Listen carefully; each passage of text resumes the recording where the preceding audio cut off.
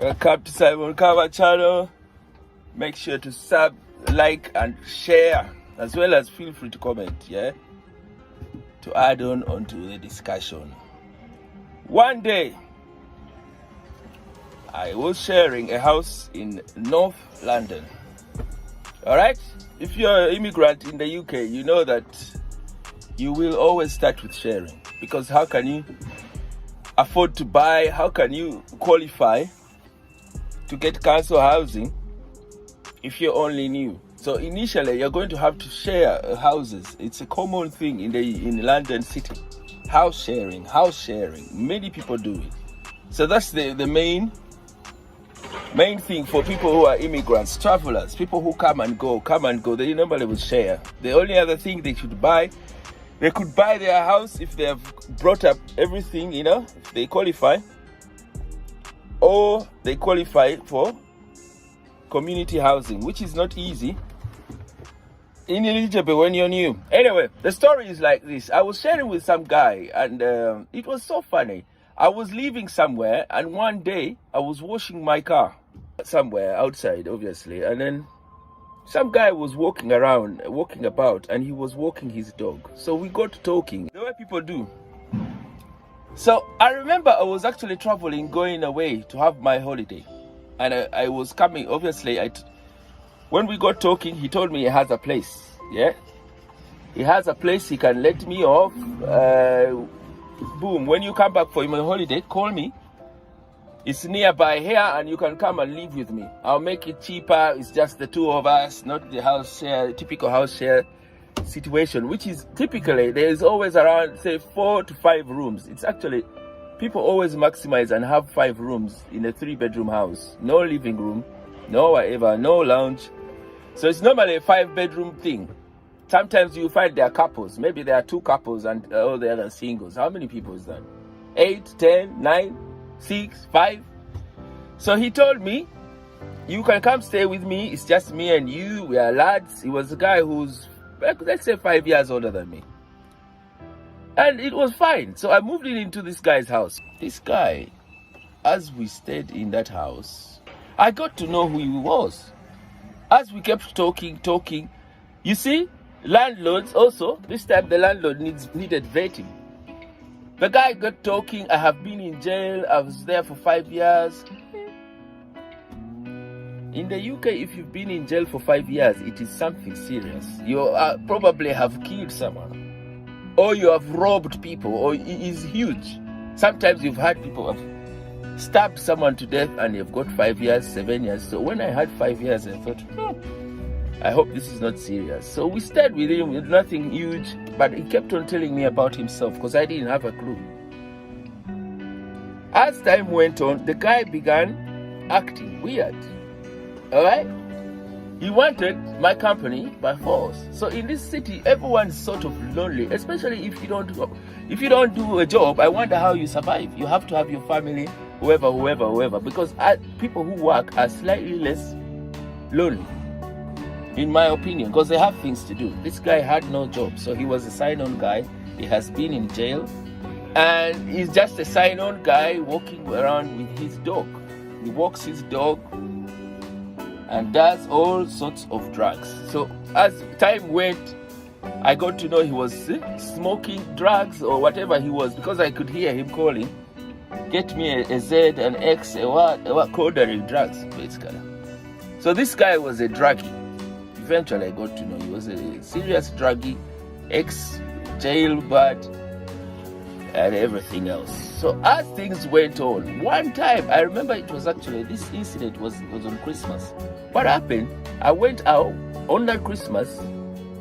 I went to see my friends. I remember actually I drove to the NW, Neasden, Housden and Stonebridge area. And at the time, this place was somewhere in North London, Northeast. So Northeast, Northwest. I went there to see my friends before on Christmas evening. So this guy had made plans. We should go to the pub. I don't know, go where.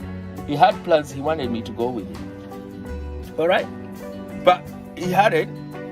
For me, I didn't have those plans. He had the plans. I've also realized, actually, to divert a bit from the story, do some people always want to plan your time off. You meet people and they think that when you're off, we should do that. Have they asked you? I've found that thing is so common. People's time is very, very costly, especially here in Britain. Without asking someone, you can't actually assume that the person is going to do this and do this with you when they are off. Who have you asked them? So he hadn't asked. He had made a plan. Me and him should go wherever. I had another plan. So I went to see my friends. All right?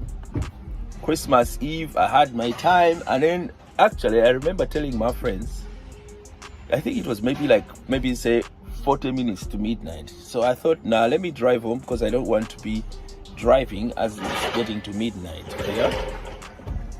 It was Christmas, not fast. Yeah. Anyway, on arriving back, I found some guy was fumed out in the house waiting for me. So we now started having an exchange. So the guy started having a go at me. You didn't clean this, you didn't clean the kitchen, you didn't... Basically making an excuse. But what I saw was he was feeling bad. I've been with my mates and he thought we were going to go somewhere. All right? In this country, by the way, just to chip in, there are so many people who are bisexual. I think he was one of them because he had kids. I thought, okay, that's it. But he had another thing that he was developing around me. He wants to hang out with me. He's falling. I don't know what he was doing. Anyway, we had a huge exchange. The guy started having a go at me, shouting at me. I had paid him weekly money that day. So he said that I should get out of his house. Basically, wanted to get rid of me about nothing, really. And I have paid you that week for the week. So I told him, fine, I'm going to move, but I need you to give me back my money, which I've paid you for the week. Because where do you want me to go? And in reality, I remember I had less than £100 left. Maybe if it was it like £70 left? So I had paid him, I don't know what it was, maybe 80 a week, and then I had 70 left. So I was down. So I tell him, where do you want me to go? Give me my money and I go. That was not happening. So then now an exchange began. The guy started grabbing my things and throwing them out. Just the way you see huge relationships. How you see, couples, man and woman. For me, what was going on is I didn't even know. Sometimes people are talking tenancy, but they are looking for something else. So if you're an innocent tenant, you don't know what people are looking for tenants for. Others are looking company, pretending that they are letting off places. So this was one of them. In the confusion, now I was out of it. Even me, I fumed. That day, what happened is the guy started throwing my things out. So I got angry. We started a physical thing, pushing each other, holding each other. Boom. What the guy did, he went to the kitchen and got the hugest knife that he had, and then came walking towards me. Yeah? Who's the man now? Yeah? Who's the man? I've never stared death head on like that. Who's the man now? What has happened from me going now, me being thrown out, now again being killed? This guy saw what a truck driver is. Me, I know that my truck driving energy is what saved me. First, I had done a bit of karate them days. I did just a few lessons. So I knew the movements, but I know that my energy is what took me through. Because even that day, I'd been working. Remember, truckers work all the time. 6 days, 5 days. They work more than they don't. I think I'd been working that day. So we went through it. The guy got a knife and started walking towards me. I don't know how it happened. The next couple of seconds, he was holding me here. Yeah? He was trying to strangle me while trying to stab me at the same time. So he's holding me like this and trying to stab me, while I'm holding the hand, which is trying to stab me, while he's trying to stab me. I don't know also how I went quickly to hold him like that, because he could have waved and given me one. I have never had such adrenaline in my body. Never! I was so lucky. The thing was a big scuffle and the neighbors had it. So the door was open when he tried to stab me, and the neighbors, I held him and we're shaking, what you see in the movies. As I'm still doing that, in the background, I see some guy, a stranger, the neighbor comes, looks there and Once I saw him, I thought, whoo, I'm safe. No, walks off. I'm like, now I'm done. It took only around within 2 minutes. British police was there. Why do you think I respect British police? They saved my life before. That's why I respect British police. I would have been dead if it wasn't for the efficiency, the speed that they got there with. As soon as the guy saw us, the neighbor, he went and called. Within 2 minutes, we had the police busting into the doors. As soon as the police jumped in, the guy ran off and threw the knife outside in the window. I was sweating. My whole body was sweating, wet. When the coppers came, I was outside. They separated us, handcuffed both of us.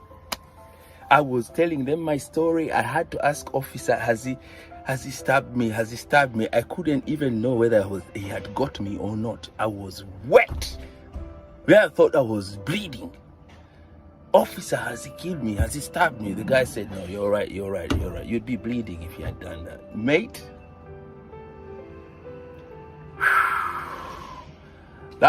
was the first one. It wasn't actually the first one. I had another near-death experience before that. This was the second near-death experience. The house was his. I was only a lodger. The police came. They took us in, both of us. They got our stories.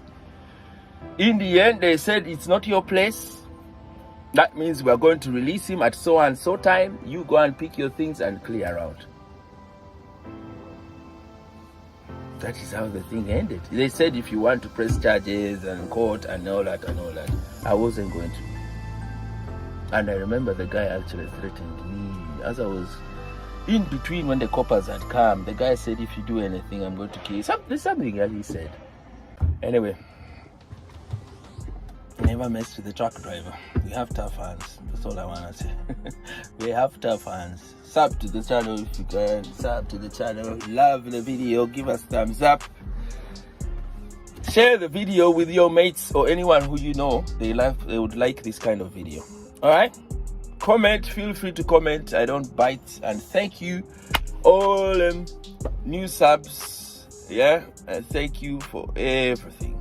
Alright? I'm going to leave it at this though. We'll talk soon. So stay safe. God bless. Love.